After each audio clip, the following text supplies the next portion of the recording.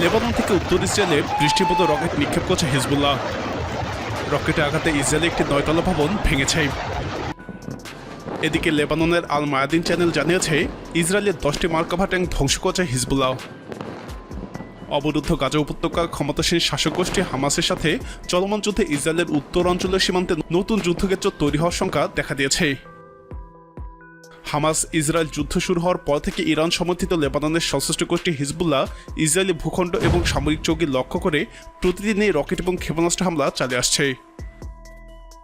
এমনকি ইসরায়েলি সামরিক বাহিনীর সদস্যদের সাথে সংঘর্ষ এবং গুলি বিনিময়ের ঘটনাও ঘটেছে হিজবুল্লাহর।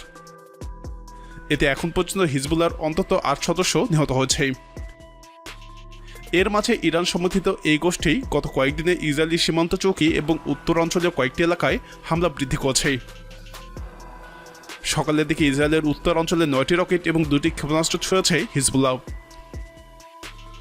এরপর দিনভর থেমে থেমে ইসরায়েলের ভূখণ্ডে আঘাত এনেছে হিজবুল্লাহ ছোড়া রকেট এবং ক্ষেপণাস্ত্র। স্থানীয় সময় বিকেল 5:30টার দিকে উত্তর ইসরায়েলে আবারও বৃষ্টির মতো রকেট নিক্ষেপ করেছে হামাসের লেবানন শাখার সদস্যরা। ইসরায়েলের প্রতিরক্ষা বাহিনী আইডিএফ বলছে বিকেলে লেবানন থেকে উত্তর ইসরায়েলের নাহারিয়া শহর এবং এর কাছাকাছি সীমান্ত এলাকায় প্রায় 20টি রকেট ছোড়া হয়। এই হামলার কিছুক্ষণ আগে উত্তর ইসরায়েলে হিজবুল্লাহ ছড়া অন্তত 6টি রকেট আছড়ে পড়ে বলে জানিয়েছে আইডিএফ।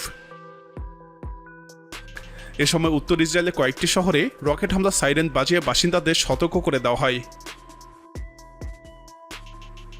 ইসরায়েলি সেনাবাহিনী বলছে হিজবুল্লাহ ছড়া একটি প্রজেক্টাইল বাধা দিয়েছে আকাশ প্রতিরক্ষা ব্যবস্থা আয়রন ডোম, আর বাকি 5টি উন্মুক্ত স্থানে পৌঁছে। তবে এতে কোনো ক্ষয়ক্ষতি কিংবা প্রাণহানি ঘটনা ঘটেনি। পৃথকভাবে বিকেলের দিকে লেবানন থেকে নিক্ষেপ করা ট্যাঙ্ক বিধ্বংসী একটি ক্ষেপণাস্ত্র উত্তর ইসরায়েলের জাইদ শহরে আঘাত করছে। এ সময় জাইদের সীমান্ত এলাকায় গোলাগুলির শব্দ শোনা গেছে বলে জানিয়েছে ইসরায়েলি সেনাবাহিনী। লেবানন যেসব এলাকা থেকে রকেট ক্ষেপণাস্ত্র এবং বন্দুক হামলা করছে সেসব এলাকা লক্ষ্য করে ইসরায়েলও গোলাবর্ষণ করছে। অন্যদিকে লেবাননের সীমান্ত লাগোয়া ইসরায়েলের কয়েকটি শহর এবং উত্তর অঞ্চলের নাহারিয়া শহরে রকেট হামলার বিষয়ে সাইরেন বাজে বাসিন্দাদের সতর্ক করে দিয়েছে আইডিএফ। উত্তর ইসরায়েলের সামরিক স্থাপনা এবং সীমান্ত শহরগুলোতে হিজবুল্লাহ বরাবর ক্ষেপণাস্ত্র হামলার পর নাহারিয়া সাইরেন বাজে বাসিন্দাদের সতর্ক করেছে ইসরায়েলের প্রতিরক্ষা বাহিনী। গত 7 অক্টোবর হামাসের সাথে ইসরায়েলের যুদ্ধ শুরু হওয়ার পর থেকে ফিলিস্তিনের সমর্থনে ইসরায়েলে হামলা চালিয়ে আসছে হিজবুল্লাহ। একই সঙ্গে সীমান্ত এলাকায় ইসরায়েলি বাহিনীর সাথে হিজবুল্লাহর সদস্যদের গোলাগুলিও হয়েছে। এতে উভয় পক্ষেরই প্রাণহানি ঘটেছে। প্রিয় দর্শক, ক্রমে লেবানন সীমান্ত উত্তপ্ত হওয়ায় পরিস্থিতি কোন দিকে যাচ্ছে বলে আপনি মনে করেন? আপনার মতামত কমেন্টে জানান।